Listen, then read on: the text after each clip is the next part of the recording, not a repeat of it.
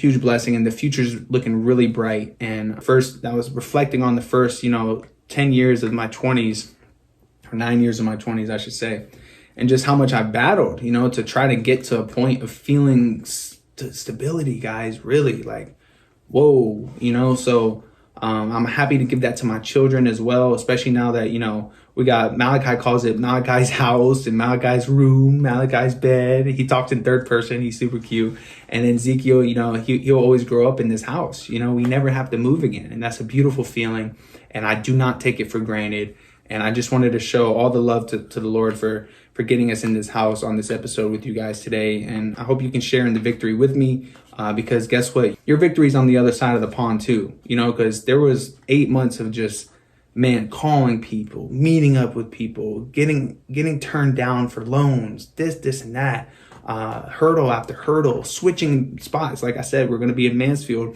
The Lord kept closing doors on Mansfield. Next thing you know, we're in Alvarado. Boom, starting the whole process all over again in a different spot. Going to have to talk to my salesman at Oak Creek Homes, Kevin. Great dude, by the way. Definitely recommend if you ever want to get a home, go hit up Kevin. I'll get you his name, his number. I got you. He's the man. He helps you set up everything. And so having to go back and forth with him on different things and switching up the property on him. And I was going to have to file taxes early to show my income as being self-employed. And we found another path. And man, it was all the Lord, bro. It was all the Lord. That's really what it is. And I just want you guys to know that because I felt a bit disconnected from Christ through that, because my faith was a little bit wavering. I felt like I was wrestling. I was kind of getting whiny about it, and that's just the truth, man. The truth just came out. I was just getting whiny about it. Honestly, I was just like, man, this is taking forever, man. It was supposed to happen before Zeke comes, and it didn't happen before Zeke comes, even though that's what I wanted. And I really thought God was going to come through in the fourth quarter for that one. But at the same time, we had to have Ezekiel in my in-laws' house, based on just the situation with the health thing anyway, being closer to a better hospital and all that jazz. So it worked out exactly how it should have. We had some help for the first 2 weeks of Zeke's life, which was incredible and such a blessing.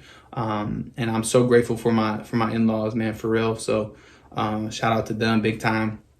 And yeah, man, the Lord's been good to them. The Lord's been good to us. And he's good to y'all. And if you're going through the storm or the battle right now, I encourage you to just keep going and keeping that faith and realizing that God's got you. Even when I was feeling disconnected, like I'm not in the word, I'm not podcasting enough, I'm not doing this or that, feeling like you got to work for your salvation instead of work from your salvation. I was falling into this, pit, and I would always have to pull myself out by realizing and reminding myself what Jesus' word says, what Jesus' love represents, what his grace is on us. And that is so important to have that good biblical foundation, Okay, so I highly encourage, to be in the word every day. I always encourage that. But man, really make a commitment to yourself to read this New Testament. Read the New Testament.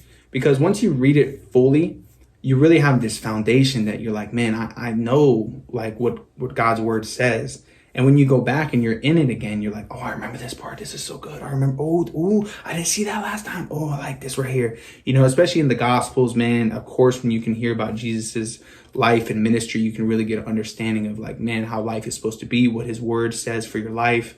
And man, I really encourage you guys, if you're going through the storm right now, just realize it's coming. That patience is rewarded. I was disciplined. I lost my income for 2.5 months of life, just while trying to make a big purchase, while my wife is going through medical issues, while all these stuff is happening. We're swiping cards, we're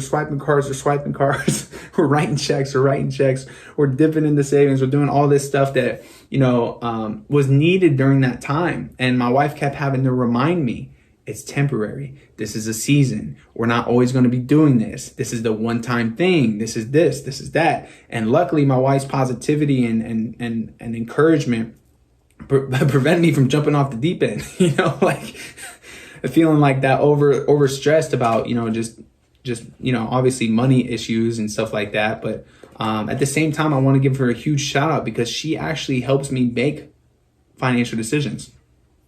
Good financial decisions, because she's so wise and she spends money on stuff that's actually valuable. we spent money on a birth photographer, and I was like, I don't want to spend money on somebody to take pictures of that. But this photographer, shout out, her name's Erin. She was incredible. Erin Beth Photography, I think. I'm sorry, I'm so bad with names sometimes. I think that's it. Yeah, Erin Beth Photography. She was incredible. She captured every moment so amazingly. She was there. She was sensitive to the spirit too. She made an awesome video for us for the free. And she just was really encouraging, and man, she was just an incredible addition to the birth that was a really a testimony to God's goodness and his faithfulness. That's what this psalm is about. It says God's love and faithfulness. At the